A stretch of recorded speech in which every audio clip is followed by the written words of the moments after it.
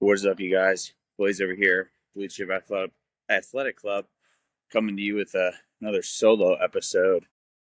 Today is November the 28th. Recording this out while I'm on a deployment, and by myself here in a parking lot of a hotel. Finished my workout this morning. I want to make sure I got this over to you guys. All the sponsors for us going to be in the show notes. We're running programs all the time. Check out our website, bluechipathleticclub.com, where we got all that stuff in there. Everything from one-on-one training to we'll call low ticket coaching in our app that basically combines all the best parts of MyFitnessPal, the paid edition, my training programs, as well as a bunch of other team and community support with other people, pilots, active duty military members, former athletes, all popped in there, making some crazy health and wellness improvements over time. Okay, enough of that. What are we talking about today? Today we're going to talk about the going to what I like to call multivariable calculus before starting with addition and subtraction. And that comes in the health space from the biohacking, from a optimization from performance of the 1% versus focusing on the tried and true 80 to 90% thing. So I want to preface this with thankfully this is America.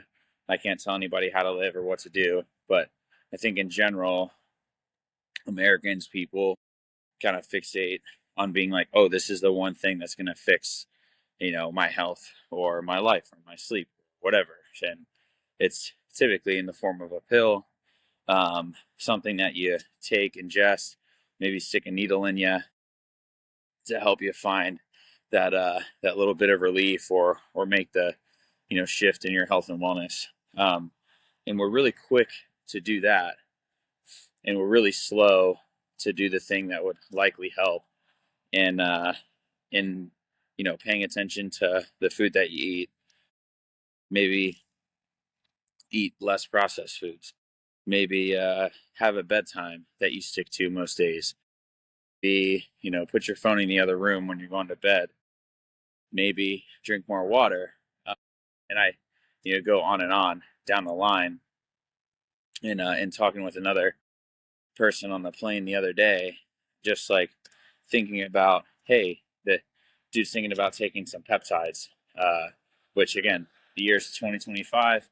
This is America. I'm all for, finding the thing that lights you up, that helps you make progress in your health and wellness journey, whether you're somebody who wants to take Ozempic. I've got my own personal opinions, peptides, or whatever the thing is. But if we're starting off a health journey by taking BPC 157, and we have not figured out how to abide by a training program, actually show up at the gym. We haven't figured out how to sleep, how to recover, how to eat, how to move.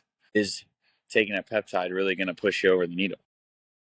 What we're doing is we're taking starting at this, we'll call 1% threshold, where maybe like top level athletes, high performers that already have all the other things down can get a whole lot out of it. And we're seeing that, in other spaces, bodybuilding, etc. These people that are trying to do this. The reality is, like, all those guys are dialed in with all the rest of it. I mean, you can't start. I get the math analogy earlier. Like, you can't start in multivariable calculus when you're 5. You got to learn how to add and subtract. Then you got to learn how to multiply and divide.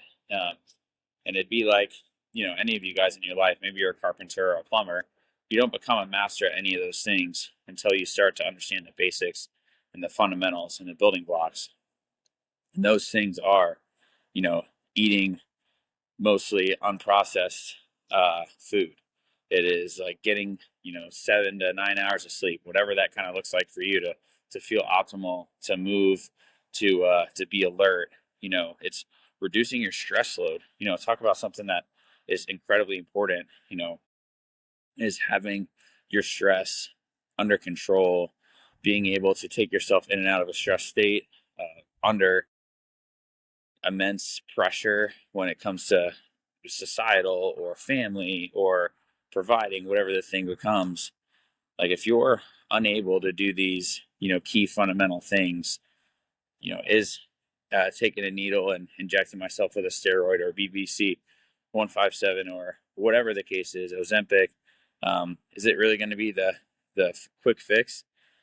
I like to say we live in a day and age where everybody wants microwave results. We want to go in, we want to make this thing happen as fast as humanly possible. And I'm no stranger to that. I'm actually part of that problem as well. But every single day, I have to sit back and remind myself, this is a crock pot world, baby. This is a world that is meant on slow, sustainable change. The reality is, you probably wouldn't want it any other way. Any amount of success that you've had, whether you're graduating from college or high school, or you finished an advanced technical certification, whatever it is, it took time, it took effort, it took attention. And if it didn't, it probably wasn't worth much. So when you think about that from vein of a health lens, how's it going to be worth a lot? And I like to also give the analogy of like you're gifted one car. Let's say when you turn 16, you got to drive that car forever.